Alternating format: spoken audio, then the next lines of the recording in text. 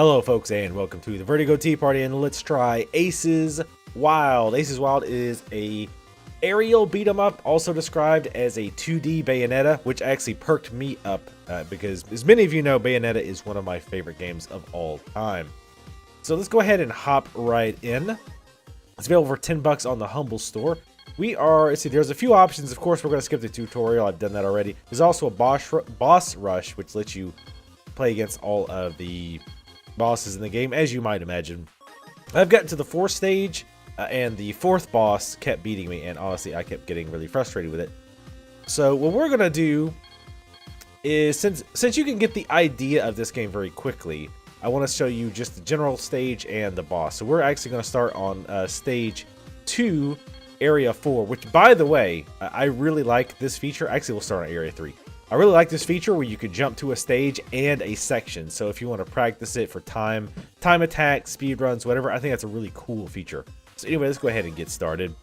Now you have 3 different characters you can choose from. I don't know what the difference is. You can also do local co-op. Now I'm going to be playing with the controller. You can also play with the keyboard, technically.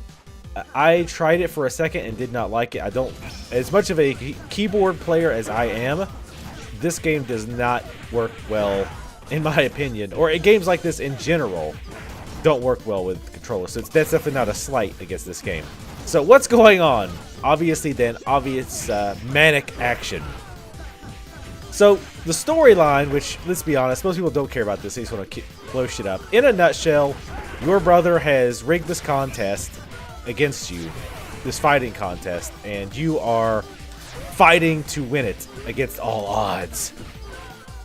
And I will go with the controls here very quickly. There's a dodge, like that. You can just dodge. You can dodge in certain directions if you want. You can even dodge up and down. You have your quick attacks, which you can build in the combos if you keep spamming it. And you have a strong attack, which honestly I haven't found a lot of use for the strong attack. And you can destroy a lot of the items around. One nice thing too is, you know, see these daggers that are being thrown. If you dodge and then attack, you can actually do a special attack. If you watch, probably should get hit. You can see I just kind of jump kick forward. Not that time, I screwed that. There we go. Now, which does a good bit of damage and interrupts them, and helps you cover the screen very quickly. Now at the top left, the kind of turquoise bar is our health. The bar below that is our wild meter. The wild meter is important because as the wild meter grows, your damage grows, but also the amount of damage that you take increases as well. So it's both a boon and a negative. So you have to watch it, even though you want to get it high because you want to do more damage, but you have to be careful because you don't want to die. Most of the time, once I get into the enemy, I just spam melee attack. You can also, and I'll show that here in a second, you can hold attack in a direction, and you'll start rising the enemy up. You can do it down as well. Now we're starting to see one of the issues that we run into with this game is that there's so much shit going on, and there's so many explosions, it becomes very difficult to see what the hell is going on. You can see this enemy's locking onto me with these missiles. But of course, you can use things like that to your advantage. So those daggers or these missiles are very slow. So you can use those to dodge and then use that special attack like that, the little jump kick that you had to do extra damage and, again, quickly get across the screen. I'm getting owned pretty badly here. I didn't do this bad before. There we go. And then once you get on these guys, you can tear them up pretty easily, especially when your wild meter is up. You can also see at the top left it says panic, and there's two little slashes. I don't know if you can see that. But as long as your meter is over panic, you can use a panic attack, which will use up all your wild meter so that you will take less damage and put out less damage. But it also heals you. I think it heals you all the way. Actually, no, I don't think it heals you all the way. But it heals a significant portion of your health. So this sounds great, right? So it's a balance between the two. Not exactly, because every time you use your panic attack, it of course wipes out all your wild that you have built up. But also, the next time you use the panic, you have to have more wild. So for example, you'll notice right now the panic hashtag thing, if you want to call it, the panic marker is better thing. This is not Twitter. Why cannot destroy these? Normally I can destroy these? I can only destroy the red ones, maybe? Okay. I don't know why that is, but whatever. So, right now, again, the meter to use my panic is a quarter. So now I just use my panic to give me back some health. And now you'll see it's about halfway. Now this continues until you just can't use panic anymore. So that's basically your last go. And if you run out of health, you're just screwed. I don't know why this guy's giving me so much trouble. This guy's pretty easy, actually. Also, enemies have shields that you can break. All I could think of that means is that they can't block. Bosses do it as well, but it seems to be a little different. I don't know. Anyway, this guy's almost dead. There we go. You can also see a rank above my panic meter. That dictates how well I'm doing. So the more damage I put out without taking damage, the higher, without taking damage myself anyway, the higher my rank goes. And the higher my rank, the harder my enemies. And if I take damage, as you can see I'm starting to do, my rank actually drops. So see, now it's dropping slowly. And the higher your rank, the tougher the enemies are. I don't know if their AI is any different. I don't know if they become like any more aggressive, but you can also see you can do a dash, like a non-dodge dash to keep me out of the lava. There is lava on the bottom there. Enemies can be affected by it though, so you want to keep that in mind. You can also see that if I finish a combo on an enemy and they go flying off, they can actually hit other enemies. So try to use that to advantage, but it's really hard to aim that. Some enemies, when they die, they blow up into a whole bunch more enemies, which is always fun, of course. So right now, my wild meter is all the way up. So I'm taking lots of damage, but I'm also putting out the max amount of damage. These little guys here that shoot the lock-on can be, needless to say, a problem. But sometimes they can actually be helpful, because if they shoot the missile, as you can see here too, by the way, you can see how when there's explosions, I can't really see what's going on around my character, which can, needless to say, cause a problem. So I think we have one more side stage and then a boss. No, this is the boss. There's always one empty corridor before the boss. I don't know if that's like a Mega Man tribute or what. Oh, I hate this boss, dude. A lot. Let's go ahead and use our panic attack. We're probably going to lose to her. The boss fights are probably my least favorite part of this game. In that they're hard to see. They don't do the red. Most enemies will flash red shortly before they attack. Bosses don't do that. You're supposed to have to watch the animations and what they say. But it's hard for me to see them being how small they are. So it can be a real pain in the arse to do that on bosses. In fact, as I mentioned, I'm stuck on the level 4 boss.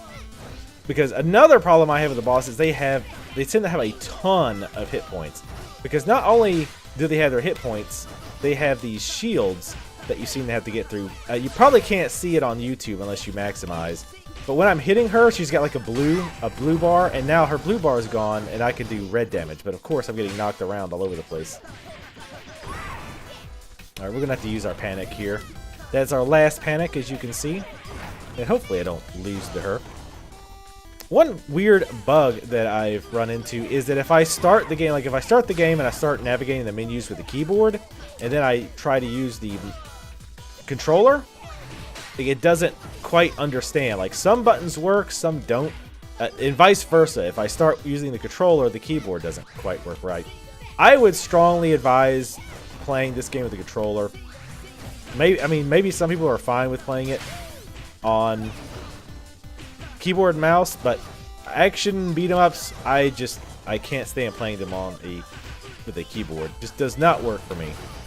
That's why I never played House of the Dead Ninjas, because they didn't have controller support from the start. But yeah, I'm about to die here, and I can't really tell how much hit points she has. She's got the yellow bar, but I have no idea what it is. I have no idea what that yellow bar is.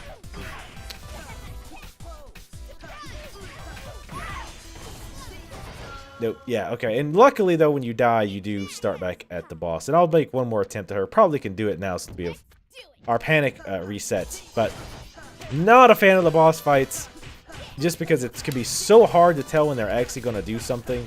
Because they're very small. And they're very quick. So it can be very difficult to tell. It's like, okay, what attack are you about to attack? And what attack are you doing? Overall, since we're kind of getting to the end of this, I do enjoy this, especially for $10. I don't know if it's something I would want to play it for long stretches of time, especially because it kind of boils down to smashing the square button if you're on a PS3 controller, or X button if you're on PS3. Obviously, you dodge. Dodging is important, and occasionally using your panic. But for the most part, you're hitting X like a lot. I really haven't found a lot of reason to use a strong attack, because you do have a strong attack, like you can see here when I do the kick. I guess it's good. I take that back. If you're attacking, sometimes they're not stunned, and you can see them about to do an attack. So I guess at that point, it would be good to use your strong attack to interrupt their attack. And one good thing about the umbrellas is if you can dodge them correctly, I had to use my panic there. If you dodge them correctly so that you do the dodge plus attack, then you can use that to, get to her, and I think that might break her block immediately. I don't think so. Well, actually, no, I'll take that back. The counter attack, I guess you would call it, where you dodge and attack at the same time. But yeah, I don't know if this game has a demo, unfortunately. I don't think that it does. It might. And I will put a link to the game in the video description below so you guys can check it out for yourself. Again, for $10, if you're into this type of game, and I am, then it's worth checking out. Like I say, my big complaint is the boss battles. I just really not a fan. I heard the break, so I thought, oh, maybe the second follow-up attack will not happen. But obviously it did. But yeah, you can see there she's got a yellow and a red bar. The red bar, I would think, is her health, but it's not really going down, so I don't know. And what's nice, too, is when you dodge, if you dodge in an actual attack, you'll hear a noise, and there'll be little stars go around you like that, see? Now, normally there is a reuse timer on the dodge, but if you get hit or dodge successfully, you automatically can dodge again. So that's why you saw me dodging over and over again, kind of as a show off. She's doing tons of damage now. I don't know why. But yeah, having to get through this shield type thing and kill them, like get to their health, is pretty annoying. Especially because if you die, it's like, well, you have to start all the way back at the beginning of the boss. Which was what frustrated me on the 4th boss, and maybe just finally not even bother trying anymore. Because it's like, fight her for 5 minutes and then lose. It's like, well, now I have to do this all over again. So yeah, I got very, very low tolerance for that. Yeah, see, so we lost again. And my wrist is already hurting from spamming the quick attack button over and over and over and over again. So yeah, boss fights, I'm definitely not a fan of. Everything else, though, I enjoy. The big problems I see are, and you didn't really get to see this, but enemies hitting you off screen as well. A lot of times you're trying to get to an enemy who's like throwing daggers at you, but they're off screen, so you'll jump face first into daggers, or you don't even know the enemy's there, and you jump right into it. So that can be a big problem that I've run into a few times. A bigger problem is so much going on, you cannot see what the hell is happening. And I'll show you one more. I'll show the part of another stage here, just real quick. And of course, boss rush doesn't really need to be shown. Highway is actually really bad about so much going on that I can't really tell what's happening. Sometimes we're not going to play this whole stage, but I'll kind of play it during my outro. But yeah, there's like a moving stuff in the background. There's shit flying at you. There's explosions. There's all these little attack animations. I mean, it looks cool, but I'm trying to see what the hell's going on. And a lot of times I'll get hit by things I never saw because there's so much animation. Or there's just so much visual noise going on that I don't know what the hell is hitting me. So again, see, I'm kind of using the daggers as a choice or as an option. So I dodge them and then do my kick, which does more damage. So Sometimes I'll keep those guys alive just for that reason. As I pop around. But overall, yeah, I definitely say check it out if you're into these type of fighting games. Again, in my opinion, it's more of a sit down and play it for maybe 30 minutes to an hour. If not partially just because spamming the same button over and over does get a little tedious. But it's fun. It's very hectic. And there's also, I think, 4 difficulties, maybe 5. This is actually only the medium difficulty. So if I'm having that much trouble with the 4th boss, I can't even imagine what this would be like on the hardest difficulty. Let's go ahead and knock this guy out.